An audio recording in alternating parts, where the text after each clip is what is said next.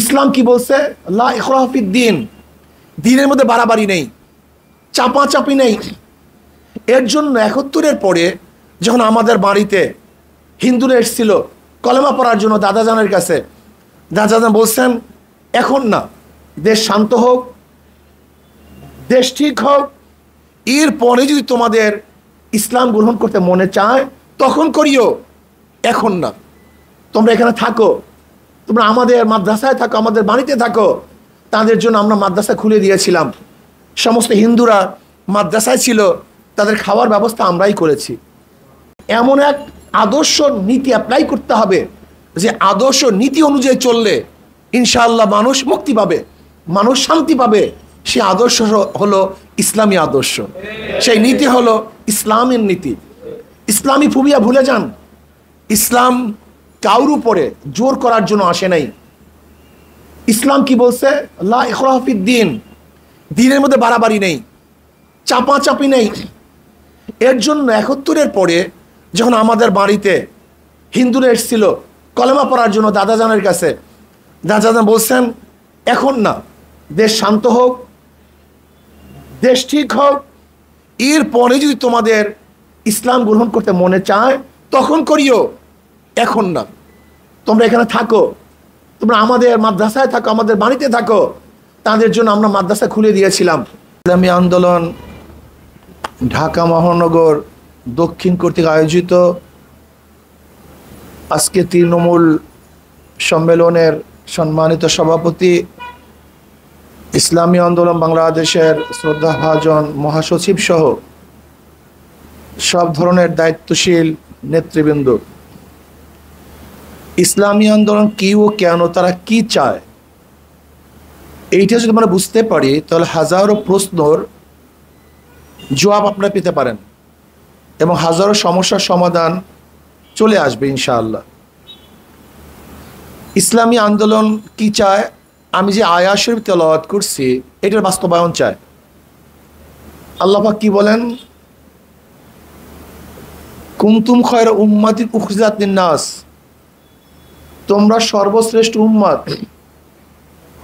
তোমাদেরকে কেন বের করা হয়েছে? উখরিজাত লিন-নাস, তোমাদেরকে বের করা হয়েছে মানুষের জন্য, মানুষের কল্যাণের জন্য, মানুষের মুক্তির জন্য, মানুষের অধিকারকে ফিরিয়ে দেওয়ার জন্য, মানুষকে শান্ত রাখার জন্য, মানুষের যেই মৌলিক প্রয়োজন আছে সেই প্রয়োজনগুলি মিটাবার জন্য, অন্ন, বস্ত্র, বাসস্থান, চিকিৎসা, এই সমস্ত শিক্ষা, এই মৌলিক অধিকারগুলি পূরণ করার জন্য, মিটাবার জন্য আল্লাহ পাক রব্বুল আলামিন মুসলমানদেরকে বের করেছেন।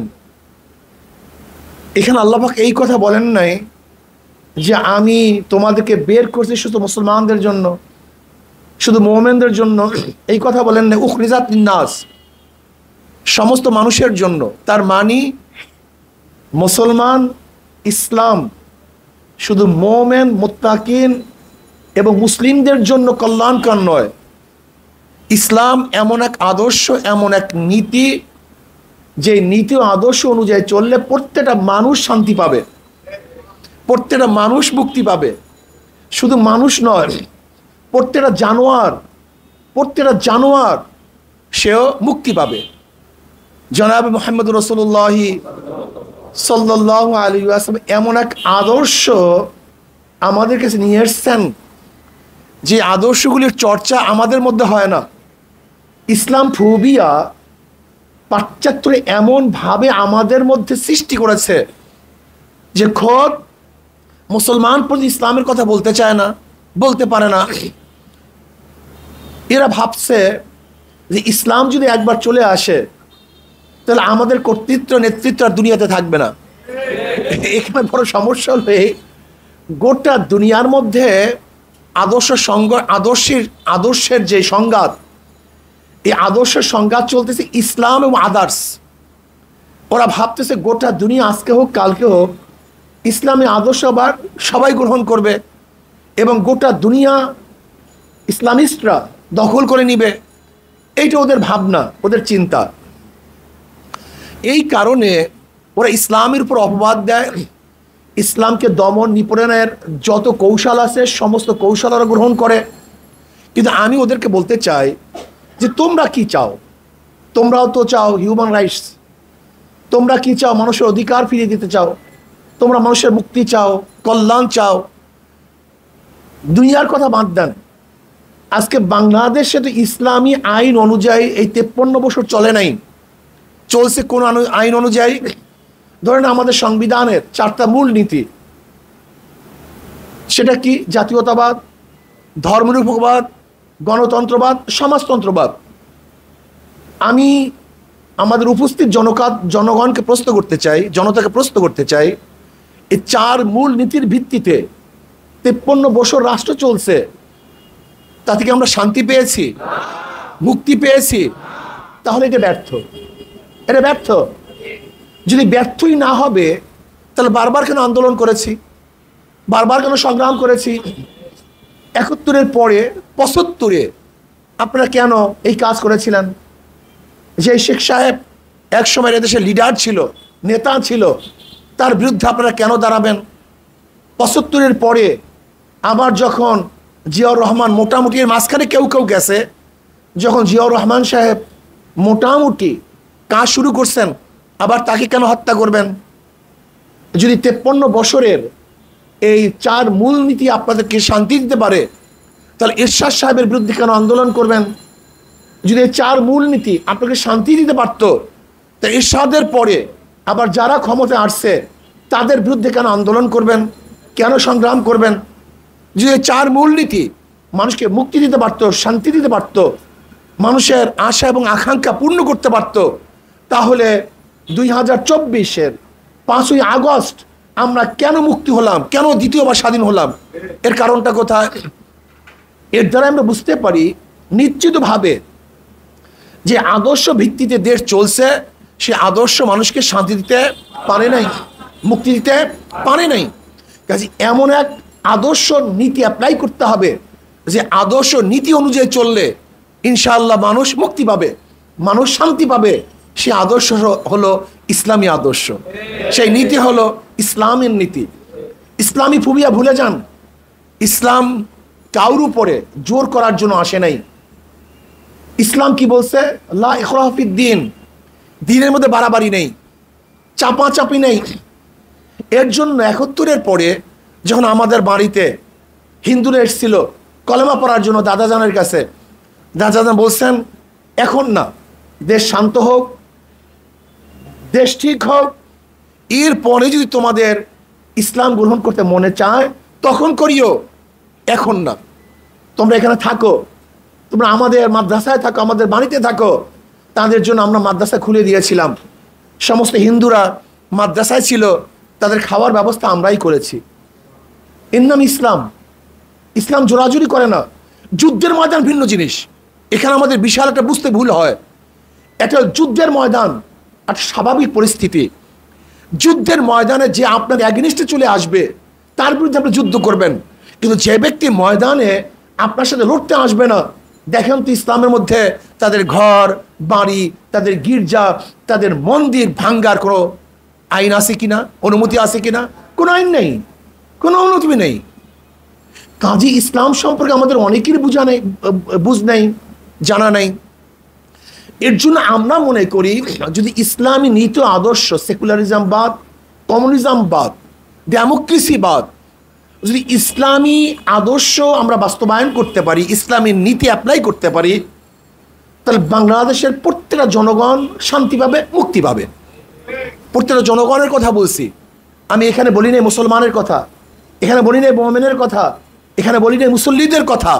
প্রত্যেকটা জনগণ, চাই সে মুসলিম হোক, হিন্দু হোক, খ্রিস্টান হোক, বৌদ্ধ হোক, গরিব হোক, তাঁতি হোক, যেই হোক না কেন, পুরুষ মহিলা, প্রত্যেকের অধিকার তারা ফিরে পাবে।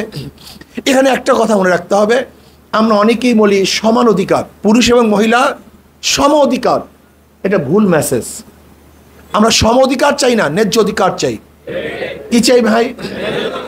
আমার মাও মহিলা, আমার স্ত্রীও মহিলা, আমার বোনও মহিলা, আমার খালা ফুফি মহিলা, আপনার সমান অধিকার দেন তো।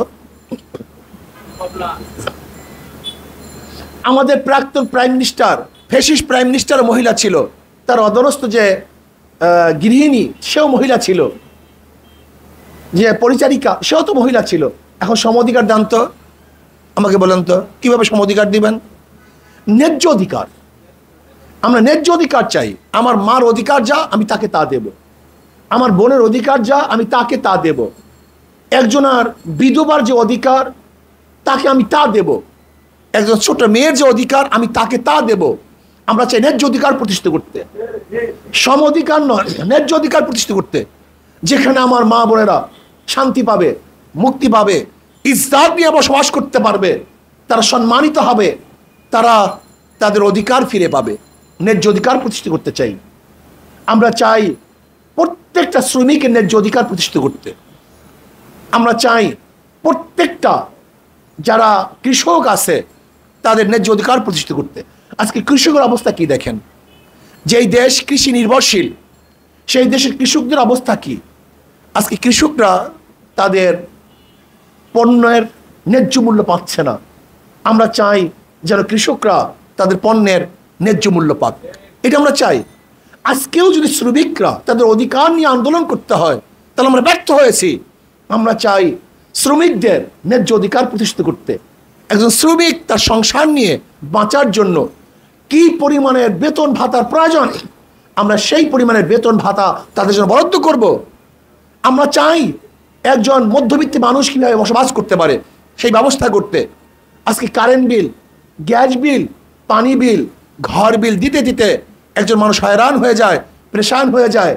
আমরা চাই যেন বাংলাদেশে যারা বসবাস করবে তাদের কোনো অবস্থাতেই দুঃখ এবং কষ্ট না থাকে, সবাই যেন সংসার নিয়ে, ছেলে মেয়ে নিয়ে, স্ত্রী নিয়ে, বাপ মা নিয়ে আনন্দে জীবনযাপন করতে পারে, সেই ব্যবস্থা আমরা করব।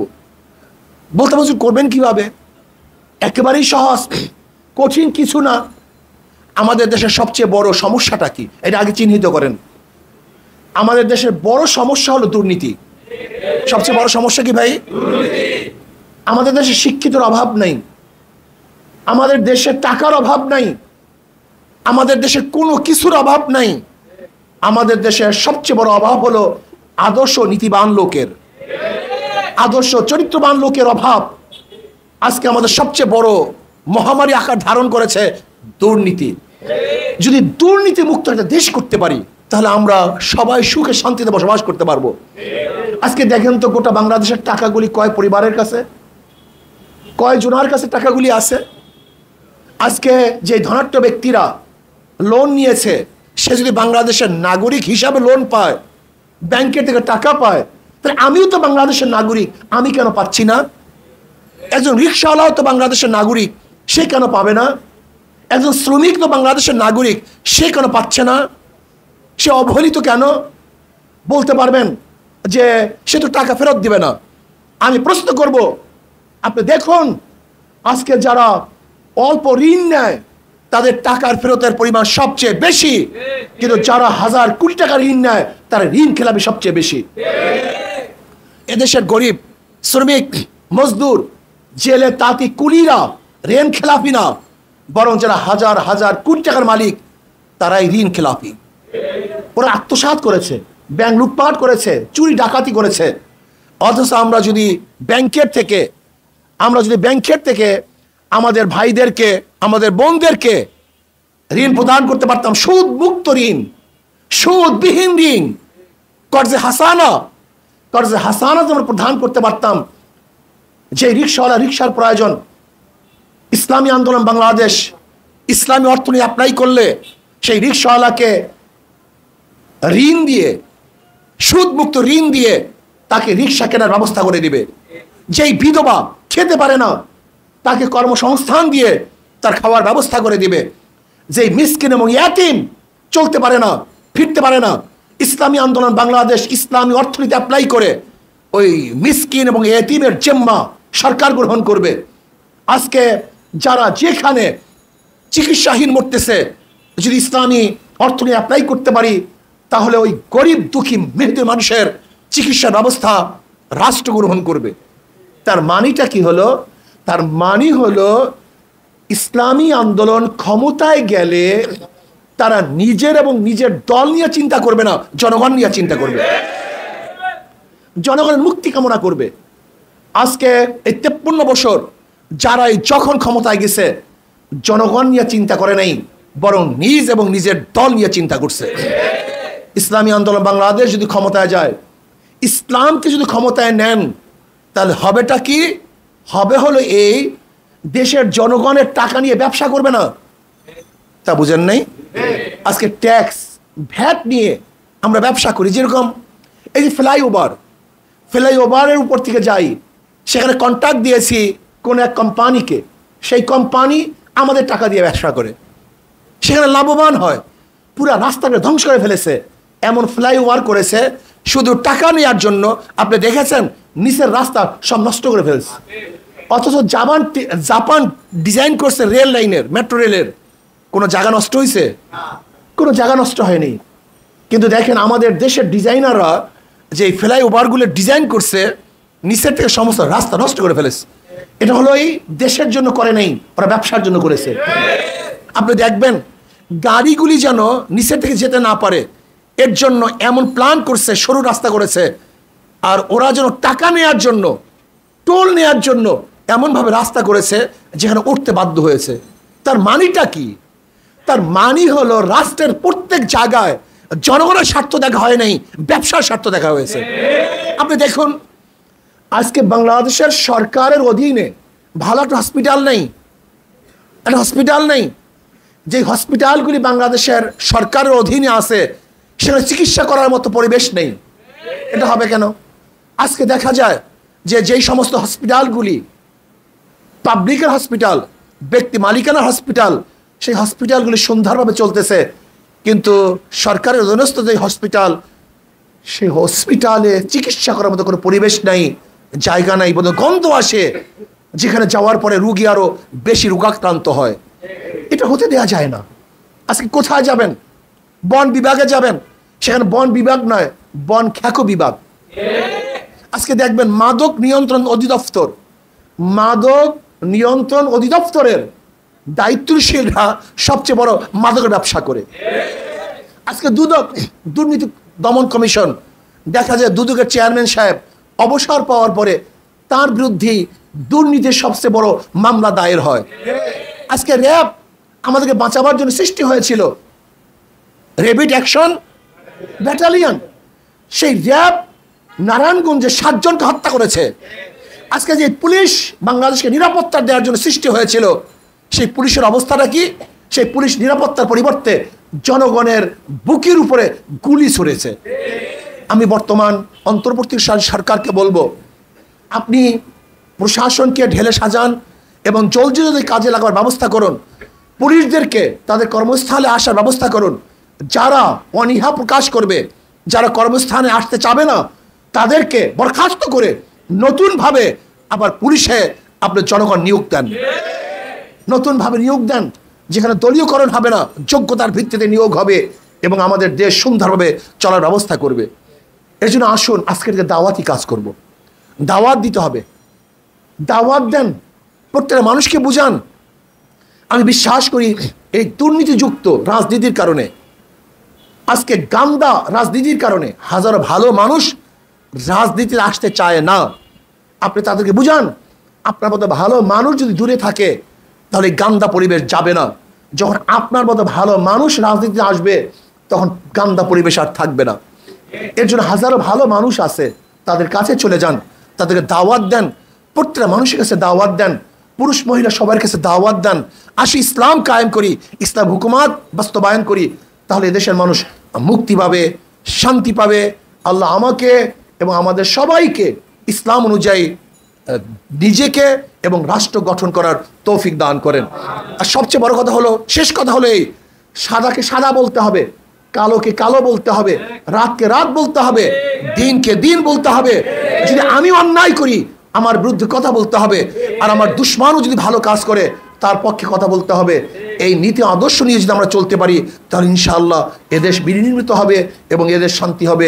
আল্লাহ আমাকেও আমাদের সবাইকে কবুল করে নেন। আগামী 13 সেপ্টেম্বর 2024 বাদ জুমা বাইতুল মোকাররম উত্তর গেট থেকে ইনশাআল্লাহ ফিলিস্তিনের পক্ষে ইনশাআল্লাহ গণমিছিল হবে, আমরা সেই মিছিলে আমরা সবাই আসব। যেহেতু ফিলিস্তিনের উপরে আবারও নির্মমভাবে সেই ফেসিবাদ এবং সালেম সেই ইসরায়েলিরা আবার আক্রমণ করতেছে, বুলডোজার দিয়ে তাদের সমস্ত এলাকাগুলি ঘুরিয়ে ফেলতেছে, কাজে তার বিরুদ্ধে আমরা ইনশাআল্লাহ 13ই সেপ্টেম্বর 2024 বাদ জুমা বাইতুল মোকাররমের উত্তর গেট থেকে ইনশাআল্লাহ আমরা মিছিল করব। আল্লাহ কবুল করলে ইনশাআল্লাহ আমি সেখানে থাকবো। আল্লাহ আমাকে আমাদের সবাইকে কবুল করে নেন। আল্লাহ